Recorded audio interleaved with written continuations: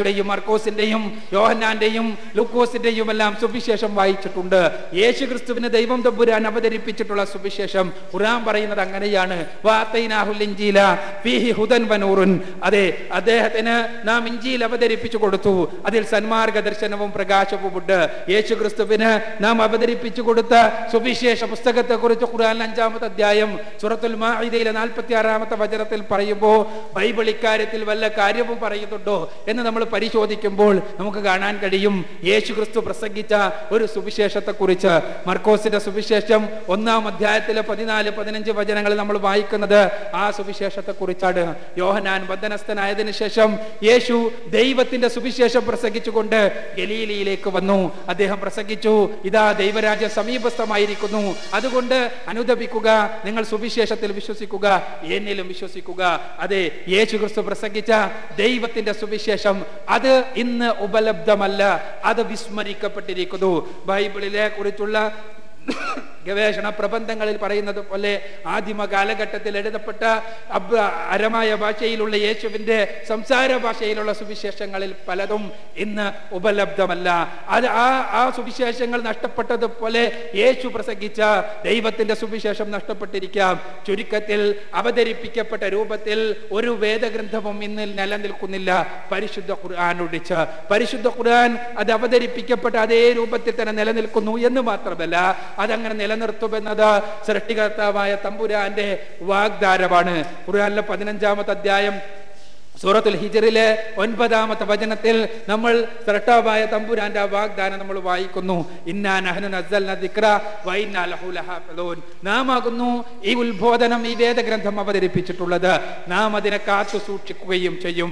കഴിഞ്ഞ 14 നൂറ്റാണ്ടുകളായി മനുഷ്യരുടെ കരവിരുതുകളിൽ നിന്ന് മുക്തമായി പൂർണ്ണമായും സംശുദ്ധമായി നിലനിൽക്കുന്ന വേദഗ്രന്ഥമായി സ്ഥിതി ചെയ്യുകയാണ് പരിശുദ്ധ ഖുർആൻ.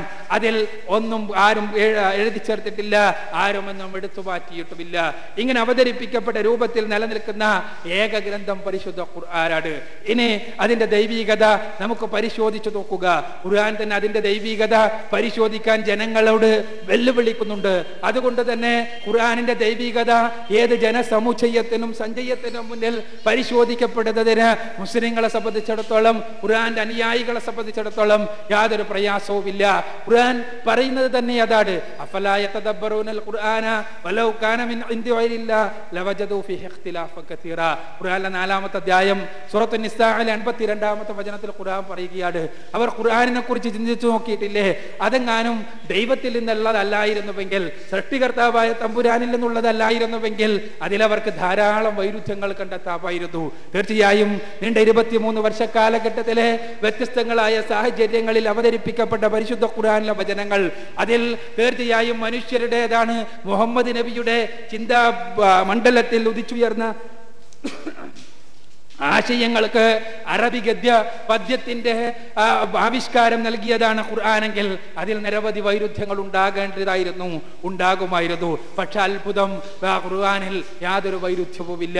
മനുഷ്യരുടെ കരവിരുതുകൾ നടന്ന വേദഗ്രന്ഥങ്ങളിൽ നമുക്ക് ഇതേ ഒരുപാട് വൈരുദ്ധ്യങ്ങൾ കാണാൻ കഴിയുകയാണ്. അത് പ്രവാചകന്മാരുടെ തകരാറ് കൊണ്ടല്ല, അതല്ലെങ്കിൽ മറ്റേതെങ്കിലും അത് രചിച്ചവരുടെ തകരാറ് കൊണ്ടുമല്ല. മനുഷ്യരുടെ കരവിരുതുകൾ ഉണ്ടാകുമ്പോൾ സ്വാഭാവികമായി വൈരുദ്ധ്യം ഉണ്ടാകും. നമുക്ക് ബൈബിൾ പഴയ നിയമത്തിൽ നിരവധി വൈരുദ്ധ്യങ്ങൾ കാണാൻ കഴിയും. ബഹുമാനനായ ഫാദർ തന്നെ ഇവിടെ സൂചിപ്പിച്ചതുപോലെ ക്രൈസ്തവ പണ്ഡിതന്മാർ തന്നെ ആ വൈരുദ്ധ്യങ്ങൾ എടുത്തു കാണിച്ചിട്ടുണ്ട്. ശമൂവേലിന്റെ 2-ാം പുസ്തകത്തിലെ 24-ാം അധ്യായത്തിൽ 1-ാമത്തെ വചനത്തിൽ ദൈവം കർത്താവ് ആണ് ദാവീദിനോട് ജനസംഖ്യ എടുക്കുവാൻ വേണ്ടി തോന്നിപ്പിച്ചത് എന്ന് നമ്മൾ കാണുമ്പോൾ ഇതേ കാര്യം തന്നെ ദിനവൃത്താന്ത പുസ്തകത്തിലെ 1-ാം പുസ്തകത്തിൽ 21-ാം അധ്യായത്തിൽ 1-ാമത്തെ വചനത്തിൽ കാണുക. സാത്താനാണ് അതിനെ പ്രേരിപ്പിച്ചത് എന്നാണ്. ദൈവവും സാത്താനുമായി മാറുന്ന ആ അത്ഭുതത്തിന് വരെ ബൈബിൾ പഴയ നിയമത്തിലെ മനുഷ്യരുടെ കരവിരുതുകൾ വഴി ഉണ്ടായിട്ടുണ്ട് എന്ന് നമ്മൾ മനസ്സിലാക്കുക. ഒരിക്കലും ദാവീദിന് ഒരേ കാര്യം ചെയ്യാൻ ദൈവവും സാത്താനും പ്രചോദിപ്പിക്കുകയില്ല എന്നത് സത്യമാണ്. മനുഷ്യരുടെ കരവിരുതുകൾ നടന്നപ്പോൾ സ്വാഭാവികമായി ഉണ്ടായിപ്പോയതാണ്. അതിന് ഗ്രന്ഥകർത്താക്കളെ കുറ്റം പറയുന്നത് കൊണ്ടോ പ്രവാചകന്മാരെ കുറ്റം പറയുന്നത് കൊണ്ടോ കാര്യമില്ല. മനുഷ്യരുടെ കരവിരുതുകൾ നടക്കുമ്പോൾ സ്വാഭാവികമായി ഉണ്ടാകുന്നതാണ്. യേശുക്രിസ്തുവിന്റെ ജീവിതത്തെക്കുറിച്ച് നമുക്ക് അറിവ് നൽകുന്ന സുവിശേഷങ്ങളുടെ സ്ഥിതിയും അത് തന്നെയാണ്. നമുക്കറിയാം, യേശുവിന്റെ വംശാവലി മുതൽക്ക് ആരംഭിക്കുന്ന വൈരുദ്ധ്യങ്ങൾ എന്നുള്ളതാണ് സത്യം. യേശുവിന്റെ വംശാവലി മത്തായിയുടെ സുവിശേഷം 1-ാം അധ്യായത്തിൽ 6 മുതൽ 16 വരെയുള്ള വചനങ്ങളിലും ലൂക്കോസിന്റെ സുവിശേഷം 3-ാം അധ്യായത്തിലെ 23 മുതൽ 31 വരെയുള്ള വചനങ്ങളിലും എടുത്തുദ്ധരിക്കുമ്പോൾ യേശുവിന്റെ പിതാവായി അറിയപ്പെട്ടിരുന്ന യോസേഫിന്റെ പിതാവായി മത്തായി പറയുന്നത് യാക്കോബിനെയാണ്. അതേ കാര്യം ലൂക്കോസ് പറയുന്നത് ഹേലിയയാണ്. ദാവീദിന്റെ പുത്രനായ സോളമന്റെ പുത്രപാരമ്പര്യത്തിൽ യേശുവിന്റെ പിതാവായ യോസേഫിന്റെ വംശാവലി മത്തായി ആരോപിക്കുമ്പോൾ യേശുവിന്റെ ദാവീദിന്റെ പുത്രനായ ഹേലിയുടെ പുത്രപാരമ്പര്യത്തിലാണ് സോളമൻ ലൂക്കോസ് അദ്ദേഹത്തിന്റെ വംശാവലി ആരോപിക്കുന്നത് എന്ന് നമുക്ക് കാണാൻ കഴിയും. ഇതെല്ലാം എന്തുകൊണ്ടുണ്ടാകുന്നതാണ്? മനുഷ്യരുടെ കരവിരുതുകൾ നടക്കുന്നത് കൊണ്ടുണ്ടാകുന്നതാണ്. അവിടെ ആ വംശാവലിയിൽ തന്നെ ദാവീദ് മുതൽ യേശു ക്രിസ്തു വരെ 26 പേരെ മത്തായി ഉദ്ധരിക്കുമ്പോൾ 41 പേരെയാണ് ലൂക്കോസ് ഉദ്ധരിക്കുന്നത്. ഇങ്ങനെ നിരവധി വൈരുദ്ധ്യങ്ങൾ യേശുവിന്റെ ഉപദേശങ്ങൾ പറയുന്നിടത്ത് പോലും ഈ വൈരുദ്ധ്യങ്ങൾ നമുക്ക് കാണാൻ കഴിയുകയാണ്.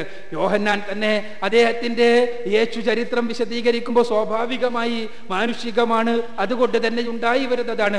അദ്ദേഹം വിവരിക്കുമ്പോൾ യേശു വൈരുദ്ധ്യം പറഞ്ഞതായി ചിത്രീകരിക്കുന്ന രംഗങ്ങൾ വരെ നമുക്ക് കാണേണ്ടി വരികയാണ്. അദ്ദേഹം ഒരിക്കൽ പറയുന്നു, യേശു പറയുന്നതായി ഉദ്ധരിക്കുകയാണ്. യോഹന്നാന്റെ സുവിശേഷം 5-ാം അധ്യായത്തിൽ 31-ാമത്തെ വചനത്തിൽ, ഞാൻ എനിക്ക് തന്നെ സാക്ഷ്യം പറയുകയാണെങ്കിൽ ആ സാക്ഷ്യം ഒരിക്കലും സത്യമാവുകയില്ല.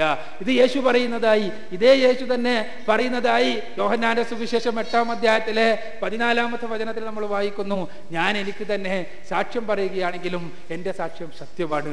യേശു തന്നെ ഒരേ കാര്യം 2 തവണ വൈരുദ്ധ്യം പറഞ്ഞു എന്ന് നമുക്കൊരിക്കലും വിശ്വസിക്കാൻ കഴിയില്ല. അദ്ദേഹം അത് പറഞ്ഞിട്ടില്ല. തീർച്ചയായും യോഹന്നാൻ യേശുവിന് ശേഷം 10 പതിറ്റാണ്ടുകൾക്ക് ശേഷം ഗ്രന്ഥം എഴുതിയപ്പോൾ സ്വാഭാവികമായി ഉണ്ടായ വൈരുദ്ധ്യമാണ്. അവിടെ ദൈവികമായ പ്രചോദനമാണ് യോഹന്നാനും മറ്റുള്ളവർക്കുമെല്ലാം ഉണ്ടായത് എന്ന് നമ്മൾ നിഷ്കൃഷ്ടമായി വാദിക്കുകയാണ് എങ്കിൽ തീർച്ചയായും ഇവർക്കെല്ലാം ഈ ദൈവിക പ്രചോദനത്തിൽ വൈരുദ്ധ്യമുണ്ടായി എന്ന് പറയേണ്ടി വരും എന്നുള്ള അവസ്ഥയിലാണ് നമ്മൾ എത്തിച്ചേരുക. ഈ രൂപത്തിൽ തന്നെയാണ് ഓരോ കാര്യങ്ങളും നമുക്കെടുത്ത് പരിശോധിച്ചാൽ കാണാൻ കഴിയും. ചരിത്രപരമായി ബൈബിളിന്റെ വിശ്വാസ്യതയെ ചോദ്യം ചെയ്യുകയും പഠിക്കുകയും ചെയ്ത ഒരുപാട് പഠനങ്ങൾ ഉണ്ടായിട്ടുണ്ട്. ഈ രംഗത്ത് പരിശുദ്ധ ഖുർആന്റെ സവിശേഷത കൂടി നമ്മൾ മനസ്സിലാക്കേണ്ടതുണ്ട്. ഖുർആൻ വിവരിക്കുന്ന ചരിത്രം സൂക്ഷ്മവും കൃത്യവുമാണ്. ഒരു ചെറിയ ഉദാഹരണം മാത്രം ഞാൻ സൂചിപ്പിക്കട്ടെ. പരിശുദ്ധ ഖുർആനിൽ മോശെ പ്രവാചകന്റെ മൂസാ നബി അലൈഹി സ്വലാത്തു വസ്സലാമിന്റെ കാലഘട്ടത്തിലെ രാജാവിനെ കുറിച്ച് ഫിറഔൻ എന്ന് വിളിക്കുന്നുണ്ട്, ഫറോവ എന്ന് വിളിക്കുന്നുണ്ട്.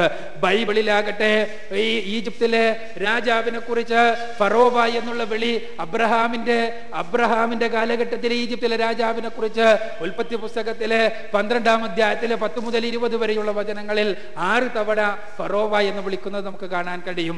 അതേപോലെ തന്നെ ഉൽപ്പത്തി പുസ്തകത്തിലെ 40-41 അധ്യായങ്ങളിൽ യോസെഫിന്റെ കാലഘട്ടത്തിലെ രാജാവിനെ കുറിച്ചും ഫറോവ എന്ന് വിളിക്കുന്നതായിട്ട് നമുക്ക് കാണാൻ കഴിയും. അതേപോലെ തന്നെ മോശെ പ്രവാചകന്റെ കാലഘട്ടത്തിലെ രാജാവിനെ കുറിച്ചും ഫറോവ എന്ന് വിളിക്കുന്നതായിട്ട് നമുക്ക് കാണാൻ കഴിയും. എന്നാൽ ഈജിപ്റ്റോളജിയിൽ ആധുനികമായി നടന്ന പഠനങ്ങൾ വ്യക്തമാക്കുന്ന കാര്യം എന്താണ്?